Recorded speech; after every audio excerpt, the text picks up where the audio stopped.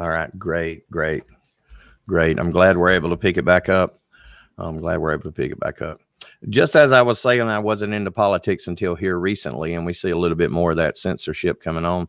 I don't know what's going on. I've been hitting my channel pretty hard, and I'm a little channel, so I can imagine what the big channels are getting right now.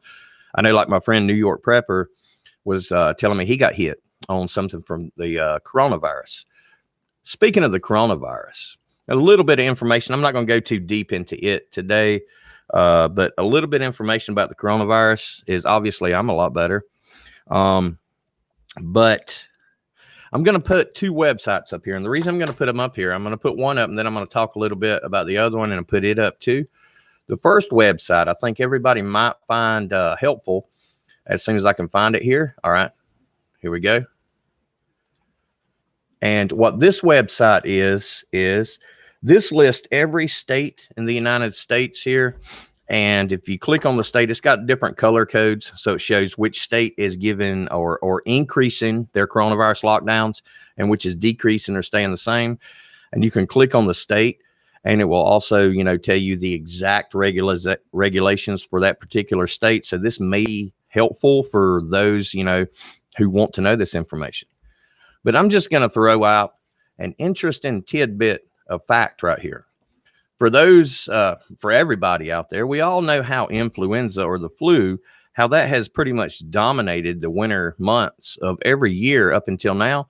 Let me read an interesting fact to you right here from the CDC website.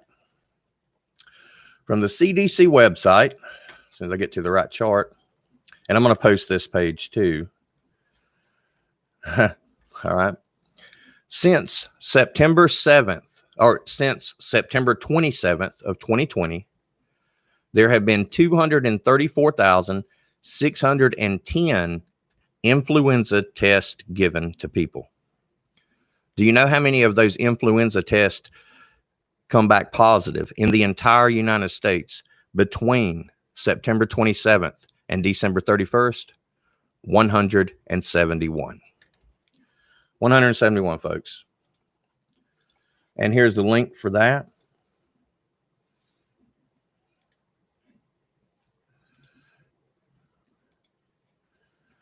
I've never seen a flu season that only had 171 people test positive and from September through December. I don't think that's ever happened before. But if you look at that page, and that's what's so crazy about it, is they give us this information and they expect us to believe it. But then on the same website, because the CDC is the ones, they're pushing the coronavirus, they're pushing the COVID lockdowns, they're pushing all that. But on their same website, if you dig deep enough, you'll see that the true sickness or the true ailments that have affected us for the last, 10, 20, 100 years have dropped to near nothing. So they're throwing this at us in our face so that we can't come back and say, hey, you lied to us. No, we didn't. We got it right here. But the fact is, what do we believe? What do we believe? Pamela, that's a good question. I actually debated somebody on that the other day in person. Maybe because we are already locked down, so it can't spread as well. Is that possible? I would say, yes, that's possible if it worked for the coronavirus. Because the debate I had, the person stated that I told them the same thing. I said, well, the flu cases are way down. They said, well, that's because of social distancing, wearing masks, and washing our hands. I said, okay, well, why are the coronavirus cases spiking? He said, because people aren't social distancing, they aren't wearing masks, and they aren't washing their hands. I'm like, okay, well, which is it? Which is it? If we're doing it and it works for one, then it should work for both. Because from my experience with COVID, the way I was treated, I'm not saying I was treated bad, but I wasn't treated like I had some type of disease like Ebola. If I came into the hospital with Ebola, they would have put me, in a back room somewhere. I came in with COVID and they're just like, okay, no problem. We're just going to work with you right here. No big deal.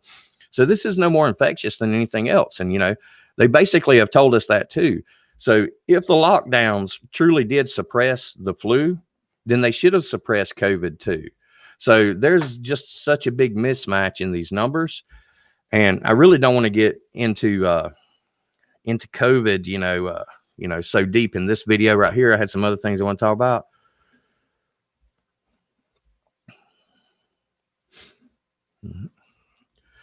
All right. One of the things I want to talk about, and it's something that's on everybody's mind right now, and that's the military presence in DC and throughout the nation's capitals of the U.S. And we're seeing the troops being mobilized within the U.S. like we've really never before seen. We've seen troops mobilized, in certain areas, like for hurricanes, like for natural disasters, and even in times of unrest, at very severe times of civil unrest. But we've never seen this many troops localized in one general vicinity. We have over 25,000. They're expecting to be closer to 30,000 by the time of the inauguration tomorrow. And right now, just to put that into perspective, we have 2,500 troops in Iraq and Afghanistan combined. And those are war zones. We've got 25,000 troops in DC. And for those that's been following the news or at least watching any part of it, then you've seen basically the type of lockdown it is there. It is martial law. The entire area around the Capitol building is shut down. I was watching several videos on that, today and yesterday, and they've got fences up. I'm not talking about like little chain link fences. They got really fencing up. This is fencing that one person is not going to scale. One person's not going to break through. A group of people aren't going to break through. From the defense structure I saw around the Capitol, just from the news videos, and they're not letting them into the really sensitive areas, then, no one's getting in there that they don't let in there intentionally. And one thing that truly bothered me today, or, today and yesterday, was something called a political purity test. A political purity test. These National Guards men and women that are up there serving their country, they're doing what they're ordered to do. They're ordered to go protect the Capitol. And they'll protect the Capitol no matter who comes, whether it be right, left, Chinese, no matter what. They're going to do their best to protect the Capitol. That's what they have sworn to do. But they put them through a political purity test, which is basically not just a background test, but this is a test where they went through their social media, they went through their text messages, and they went through their messages on their emails, and to determine whether or not they were affiliated with a particular political party. And the thing is on that, they actually removed 12 soldiers from the Capitol. They pulled them from duty because they said they had questionable texts. Okay, so questionable text on their phone. I'm going to read the article right here. Nope, that's not it. All right. They showed questionable behavior unrelated to extremism, but they were still flagged by the FBI, Pentagon officials said. So they removed these people basically for saying something to the effect or some type of text. We don't know because we haven't seen it.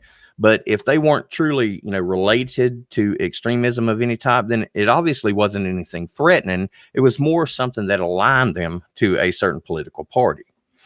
And that's what we're really starting to see in this country.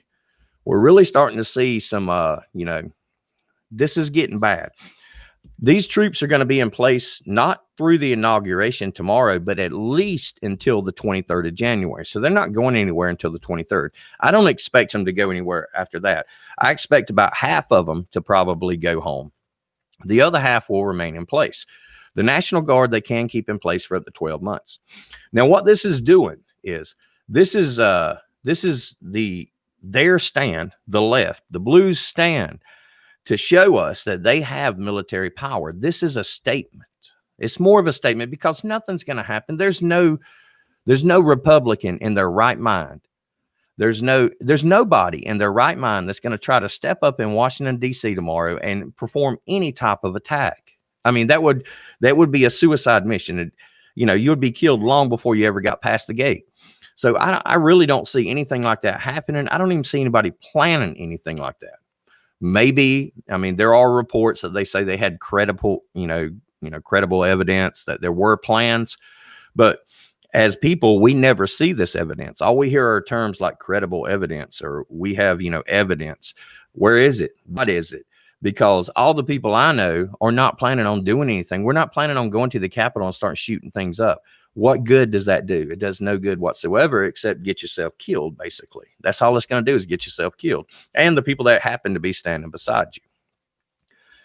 So this is a presence that is going to become part of two words that we've been hearing for the last year: the new normal. This is going to be part of our new normal. Maybe not to the degree it's in DC, but in all these big cities, I believe we're going to start seeing more of a presence of not necessarily always National Guard, but militarized police. And the police are in the same boat as the National Guard. They're attempting to do their job, but they're caught in there. It's almost like they're caught in the middle. But at some point, they're going to have to make a decision too, just like the rest of us are. And yeah, the New World Order. We are seeing the New World Order being ushered in. It's being thrown in our face.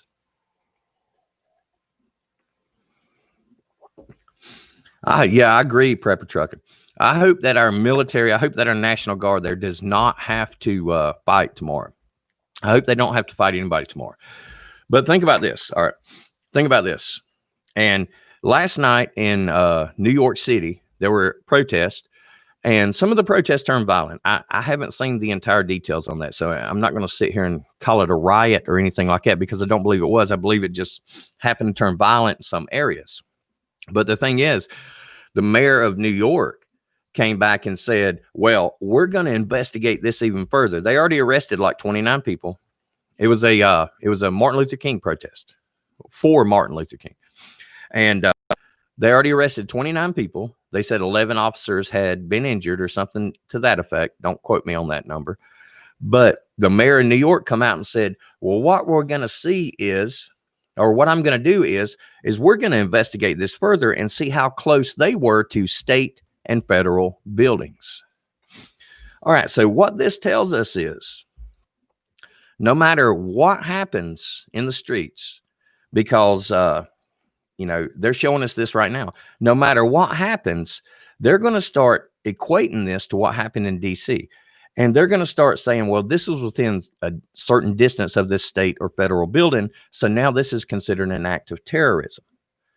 And whether you're on the left or the right, this is going to happen to both of us. Okay, this is going to happen to anybody that doesn't bow down to this new administration. If we are not willing to bow down to them, to take our hats off and say, we are your servants, then we are going to be labeled as terrorists. We're going to be labeled as even much worse. And I want to read some things off right here. This is part of what I want to read right here. And then we'll get into some other things. But hundreds of writers and book agents signed joint letters to ban Trump books. Simon & Schuster dropped Senator Hawley's book because he supported Trump. All right. So now what we're seeing is they're banning books. Does this sound familiar? Does this sound familiar to anyone? When's the last time that books were banned or burned? World War II sound familiar? Because that's when it was. And that's when it was. So instead of burning books, maybe they're just going to ban them this time. Probably round up all the books they don't like and maybe put them in a shredder. Maybe they won't burn them. Maybe they just shred them. And what we got to look at is the long-term effect of stuff like this.